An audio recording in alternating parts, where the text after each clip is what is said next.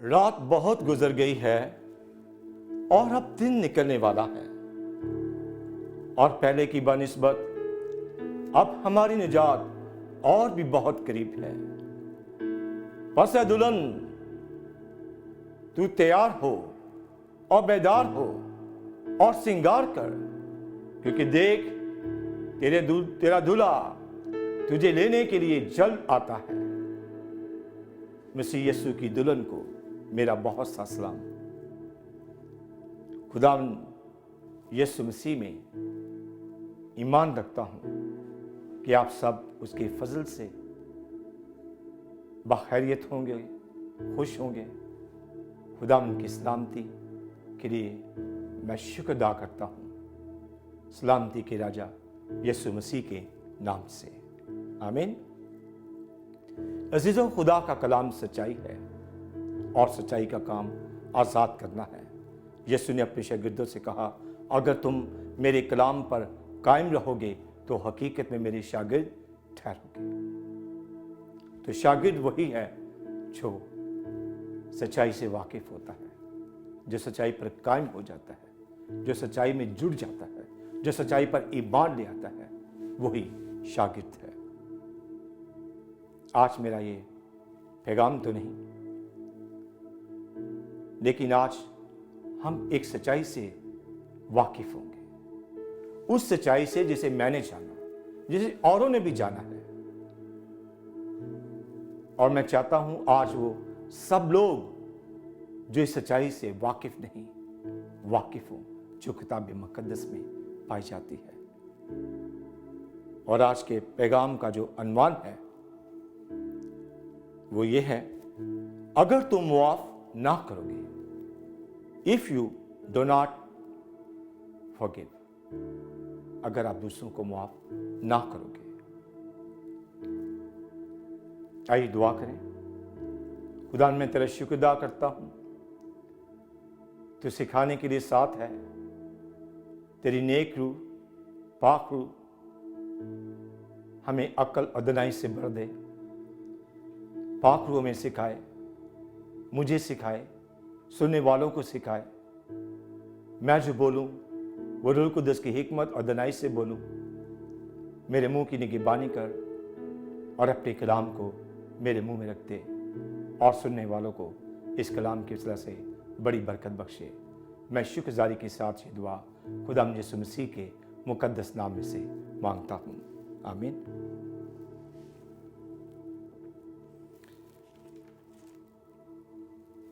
अजीजों,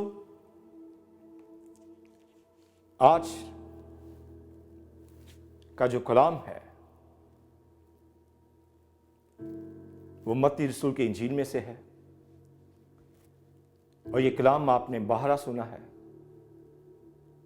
आपको बहुत अच्छी तरह से याद है, बल्कि बच्चे को याद है। सो मैं आपके लिए हवाला पढ़ूंगा मत्ती रसूल की इंजील में से, उसका 6 बाब और उसकी 12वीं आयत को मैं पढ़ूंगा आपके लिए।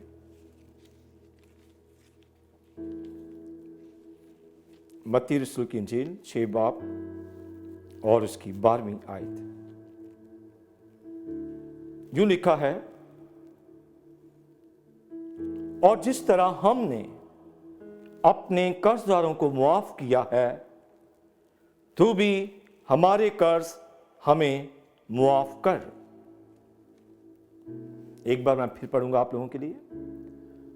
और जिस तरह हमने अपने कर्जदारों को मुआफ किया है, तू भी हमारे कर्ज हमें मुआफ कर।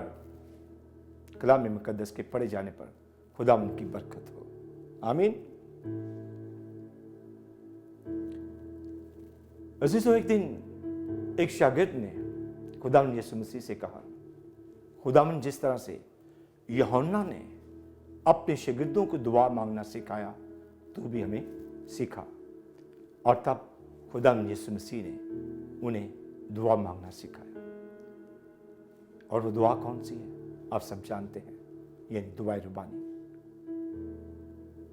इसे हम सब अच्छी तरह से जानते हैं, पढ़ते भी हैं और बोलते भी हैं। और हमारे बच्चे भी इसे फर फर बोलते हैं, क्योंकि हम उन्हें बचपन ही से ये सिखा देते हैं। सो रसूलों ने खुदावंद से सीखा, और जब उन्होंने इसकी अहमियत को और इसकी गहराई को जाना, और वो जो तालीम इसमें पाई जाती है, और वो जो रोशनी इसके अंदर है, और वो जो नसीहत इसके अंदर है, जब उसे समझा, तो इस दुआ को जो हमारे खुदावंद यीशु मसीह ने सिखाई, किताब मुकद्दस में हमारे लिए भी दिखती है, ताकि हम भी इससे फायदा उठाएं। उन्होंने तो ना सिर्फ सीखा बल्कि जाना भी, इस दुआ की अहमियत को जाना और समझा, तभी तो उन्होंने इसको लिखा, ताकि ये लिखा हुआ हमारे तक पहुंचे। लेकिन मसीहों ने, ज्यादातर मसीहों की बड़ी तादाद ने इसे सिर्फ सीखा है, बोलना सीखा है, पढ़ना सीखा है, और इसे समझा नहीं, इसे जाना नहीं। इसमें जो गहराई पाई जाती है, इसमें जो तालीम है, उससे बतेरे आज भी नावाकिफ हैं। लेकिन शुक्र करता हूं कि बहुत सारे लोग वाकिफ भी हैं। लेकिन वाकिफ वही होता है जो दिल लगाता है, जो समझना चाहता है। हम रवानी में से बोल जाते हैं, दुआ पढ़कर समझें खत्म हो गया, नहीं। इस दुआ में बड़ी अहम बातें हैं हमारी नसीहत के लिए, हमारे सीखने के लिए। और जब हम ये कहते हैं कि जिस तरह हमने अपने कर्जदारों को मुआफ किया है, तू भी हमारे कर्ज हमें मुआफ कर, तो क्या कभी इस पर गौर किया? क्या कभी जाना? क्या रुके इस बात पर कि मैं अपने बाप से जो आसमान पर हूं क्या कह रही हूं या क्या कह रहा हूं कि जिस तरह मैंने अपने कर्जदारों को मुआफ किया है, तू भी हमारे कर्ज मुआफ कर, या जिस तरह मैंने अपने कसूरवारों को माफ किया है, तू भी मेरे कसूर माफ कर, तू भी मेरे गुनाह माफ कर। कितने माफ करने के बाद इस दुआ को पढ़ते हैं, या कितने लोगों की दुआ में यह सच्चाई पाई जाती है। अगर कोई शख्स अपने गुनहगार को माफ ही नहीं करता, दूसरों के कसूर माफ नहीं करता, तो अगर वो ये कहे कि मैंने दूसरों के कसूर माफ किए हैं, तो क्या इसमें सच्चाई है? क्या उसका कहना सच पर मबनी है? हरगिज़ नहीं। किताब मुकद्दस के मुताबिक हरगिज़ नहीं, क्योंकि उसने माफ नहीं किया, पर बाप से कह रहा है मुझे माफ कर, क्योंकि मैंने ऐसा किया है, जबकि ऐसा नहीं किया।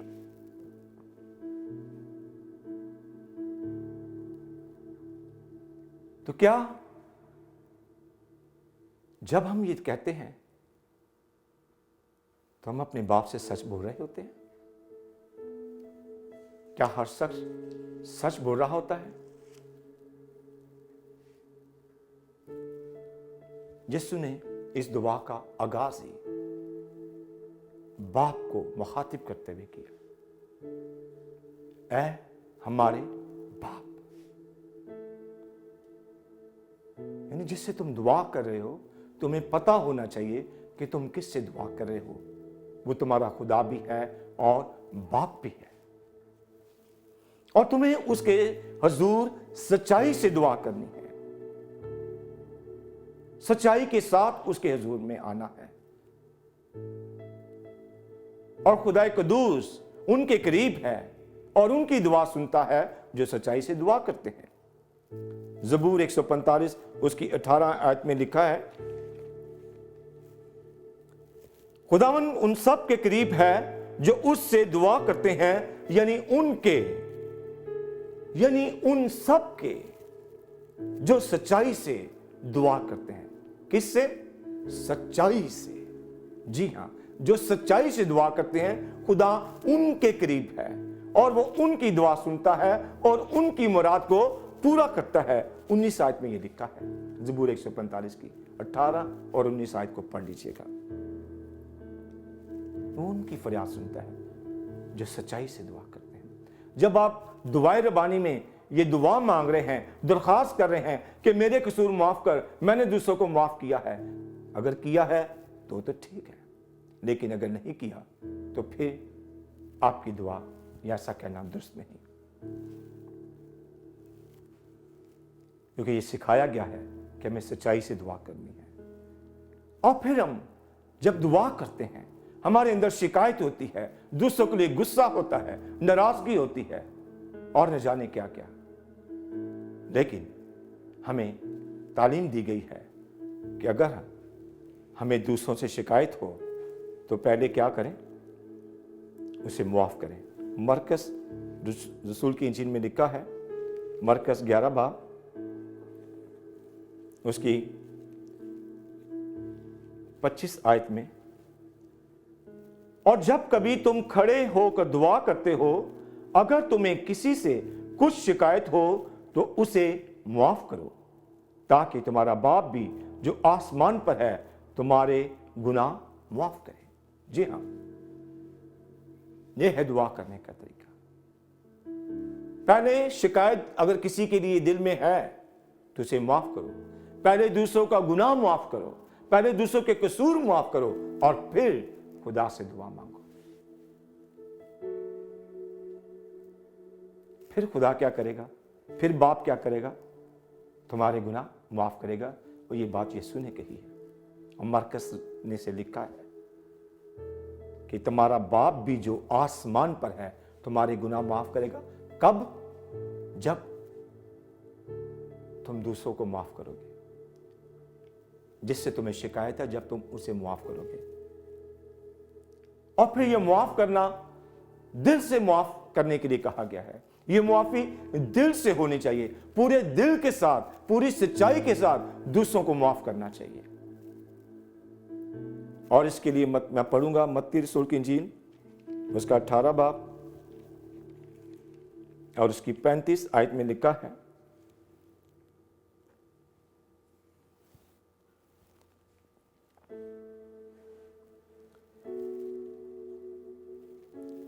मेरा आसमानी बाप भी तुम्हारे साथ इसी तरह करेगा अगर तुम में से हर एक अपने भाई को दिल से मुआफ ना करे।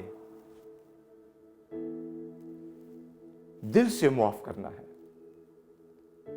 दूसरों के कसूर, दूसरों के कर्ज दिल से मुआफ करने हैं। शिकायत हो, शिकायत को दूर करो, दिल से मुआफ करो। और जब आप ऐसा करेंगे तो इसका रिवॉर्ड है, इसका अजर है, मुआफ करने का भी और मुआफ ना करने का भी।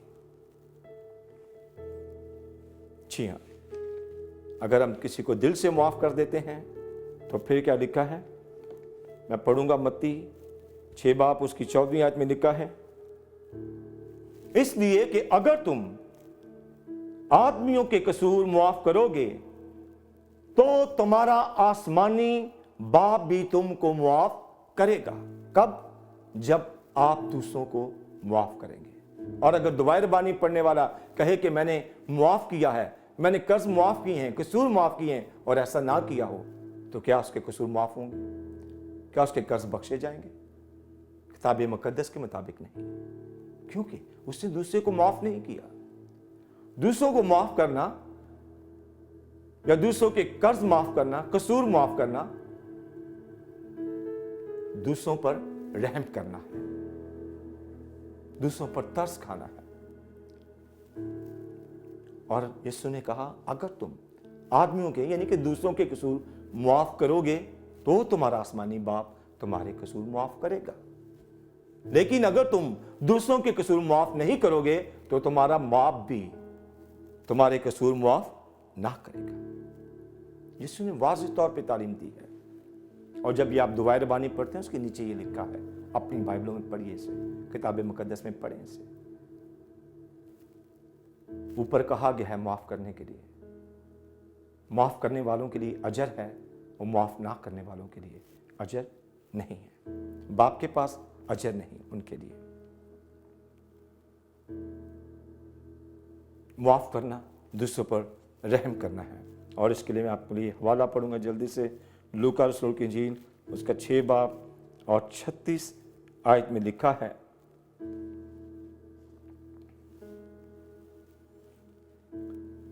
जैसा तुम्हारा बाप रहीम है तुम भी रहम दिल हो। हमें अपने बाप की मानद होना है। जैसा वो रहम दिल है, हमें भी रहम दिली दिखाते हुए दूसरों को माफ करना है, दूसरों पर तरस खाना है। जी हाँ, रहम हम करेंगे तो हम पर रहम होगा। अगर दूसरों पर रहम नहीं करेंगे तो रहम नहीं होगा। और रहम करने वाले को खुदा यीशु मसीह मुबारक कहता है।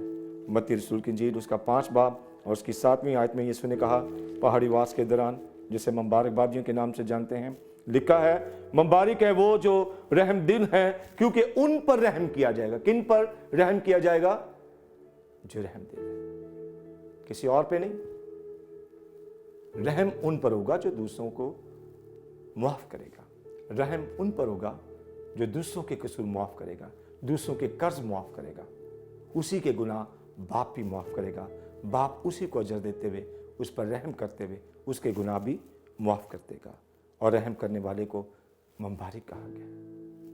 यीशु ने कहा, मुबारक हैं वो सब, यानी वो सब जो रहम करते हैं वो क्या है? मुबारक है।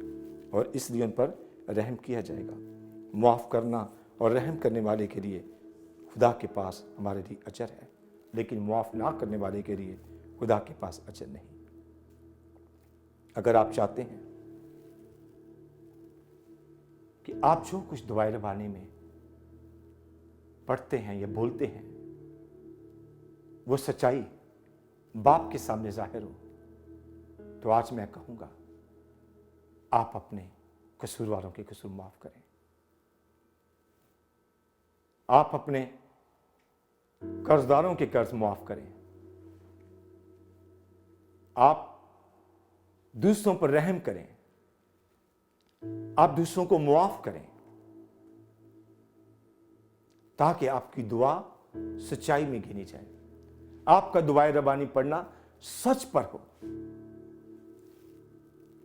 सुन लिया, सीख लिया, याद कर लिया काफी नहीं है। इसमें नसीहत है। दुआए रबानी को इतना हल्का हमने लिया, इतना मसीह ने इसको हल्का लिया कि बस अगर दुआए रबानी ना पढ़ी जाए तो इबादत ही मुकम्मल नहीं समझते। नहीं चीजों, ये खुदावन के मुंह से निकली है, आपके खुदा के मुंह से निकली है। इसके अंदर गहरी बातें हैं, गहरी तालीम पाई जाती है। इसमें यह बताया क्या है कि हमारी मुआफी का इन्हिसार दूसरों को मुआफ करने पर है। हम पर रहम उस वक्त होगा जब हम दूसरों पर रहम करेंगे, जब हम दूसरों के लिए अपने दिल में शिकायत नहीं रखेंगे। आज मौका है, जरूर है कि आप इस पर सोचें और गौर करें। मैं आपसे ये नहीं कहता कि आप दुआ रबानी पढ़ना छोड़ दें, नहीं, आप जरूर पढ़ें, लेकिन सच्चाई के साथ, सच्चाई के साथ उसके सुर हैं। दुआ करने से पहले दूसरों को माफ करें। अक्सर हम कहते हैं हमारी दुआ नहीं सुनी गई, उसका सबब यही होता है कि हम दूसरों को माफ नहीं करते। हमारे दिल के अंदर दूसरों के लिए गुस्सा, शिकायत होती है, और अपने दिल में ठान लेते हैं कि मैं उसे माफ नहीं करूंगा, मैं उसकी शक्ल नहीं देखूंगा, मैं उसे बात नहीं करूंगी।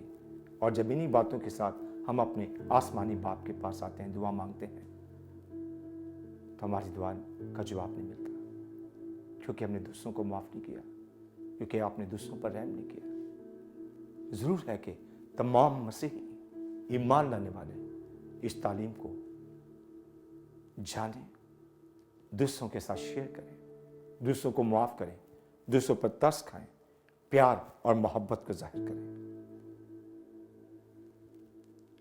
और गौर करें। दुआए रवानी को जब पढ़ो, एक एक लफ्ज़ को गौर से पढ़ो। जब किताब मुकद्दस को पढ़ो, एक एक लफ्ज़ को गौर से पढ़ो। और जिस तरह नवाले को चबाकर मज़ा ले लेकर खाते हैं, चस्का ले लेकर, उसी तरह कलाम मुकद्दस की एक एक बात को, एक एक जुमले को, उन पुरफजल बातों को जो आपके बाप के मुंह से निकली हैं, जो आपके खुदावन के मुंह से निकली हैं, अच्छी तरह से उसको चबा चबा कर पढ़ा करें, ताकि उसके जितने भी मिनरल्स हैं, जितनी उसकी कुव्वत है, ताकत है, एनर्जी है, तवानाई है, वो सब हमारे अंदर आए। जब ऐसा करेंगे तो आपको बरकत मिलेगी। आज सिर्फ नसीहत ही नहीं मेरे पास, बल्कि खुशखबरी भी आपके पास है। और ये खुशखबरी मैं आपके लिए इफ्सियों के खत में से पढ़ूंगा। इफ्सियों 4 बाब उसकी 32 आयत में लिखा है। इफ्सियों 4 बाब उसकी 32 आयत। और एक दूसरे पर मेहरबान और नरम दिल हो, और जिस तरह खुदा ने मसीह में तुम्हारे कसूर मुआफ किए हैं, तुम भी एक दूसरे के कसूर मुआफ करो। तो खुशखबरी है आपके लिए। दुखी होने की जरूरत नहीं, परेशान होने की जरूरत नहीं। आपने सच्चाई को जान लिया है, सच्चाई को कबूल करना है, अमल करना है और इस खुशखबरी पर ध्यान देना है। खुशखबरी ये है कि खुदा बाप ने मसीह में हमारे कसूर मुआफ कर दिए हैं। अब कसूर मुआफ कर दिए हैं तो इसका मतलब नहीं कि हम दूसरों को माफ़ ना करें। कसूर माफ़ कर दिए हैं तो इसका मतलब नहीं कि हम दूसरों की कर्जों को माफ़ ना करें, अपने कर्जदारों को माफ़ ना करें। अगर मसीह में हम पर रहम हुआ है तो इसका मतलब ये नहीं कि हम दूसरों पर रहम ना करें। हमें दूसरों को माफ़ भी करना है, दूसरों पर रहम भी करना है, और बाप जैसा होकर, रहमदिल होकर दूसरों को माफ़ करना है, और वो भी पूरे दिल के साथ, पूरी सच्चाई के साथ दूसरों को माफ़ करना है। और खुशखबरी ये है कि हमारे कसूर मसीह में माफ़ कर दिए। खुशी मनाएं, आपके कसूर माफ़ हो गए हैं। खुदा यीशु मसीह ने सलीब पर हमारे लिए जान दी है, उसने फिदिया दिया है, हमारी कीमत चुकाई है, हमारे लिए अपना खून बहाया है।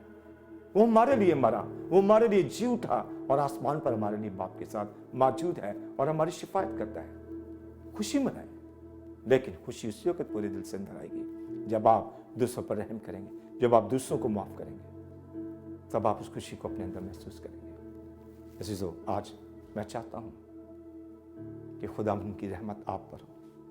मैं चाहता हूँ खुदा उनका फजल आप पर साथ हो। इसे मैं आपको मौका दे रहा हूँ। उन सबको, जिस किसी को मुझसे शिकायत हो, जिस किसी को लगे कि मैंने उसका गुनाह किया है, तो मैं उन सब से सच्चे दिल के साथ दुआ मांगता हूँ, उनसे दरख्वास्त करता हूँ कि वो मेरे गुनाह को माफ़ करे। मैंने जिस किसी का कसूर किया है वो मेरे कसूरों को माफ़ करे। जी हाँ, मुझ पर रहम करो, क्योंकि मैं ये चाहता हूं कि आप पर रहम हो, क्योंकि मैं ये चाहता हूं आपके कसूर माफ हो जाए। इसलिए जिस किसी का मैंने गुनाह किया है, मेरे गुनाह को बख्श दे, ताकि खुदावंद आपके गुनाह को माफ कर दे। यही चाहता हूं, आप पर रहम हो, आप पर फजल हो, खुदा उनका फजल आप पर जाहिर हो। इसलिए आप सिर्फ मेरे ही नहीं बल्कि दूसरों के कर्ज माफ़ करें, दूसरों पर रहम करें। यही तालीम दी गई है, यही दुआ रबानी में सिखाया गया है कि दूसरों को माफ़ करो, दूसरों के कर्ज माफ़ करो तो तुम्हारे कर्ज माफ़ होंगे, दूसरों पर रहम करोगे तो तुम पर रहम किया जाएगा। अज़ीज़ों, हम इन बातों पर गौर करें और खुदा उनका शुक्र अदा करें जिसने हमें ये दुआ सिखाई और हमें ये सिखाया कि हमें दूसरों को माफ़ करना है। खुदा ने इस कलाम के वजह से आप सबको बड़ी बरकत बख्शे। आमीन। और आखिर में मैं आप सबका शुक्र अदा करता हूँ जो आप इन वीडियोस को बड़ी बाकायदगी से देखते हैं। इसके लिए मैं आपकी शुक्रगुजारी करता हूँ। मैं अपने बच्चों का, अपने दोनों बेटों का भी शुक्र अदा करता हूँ जिन वीडियोस की तैयारी में मेरी मदद करते हैं।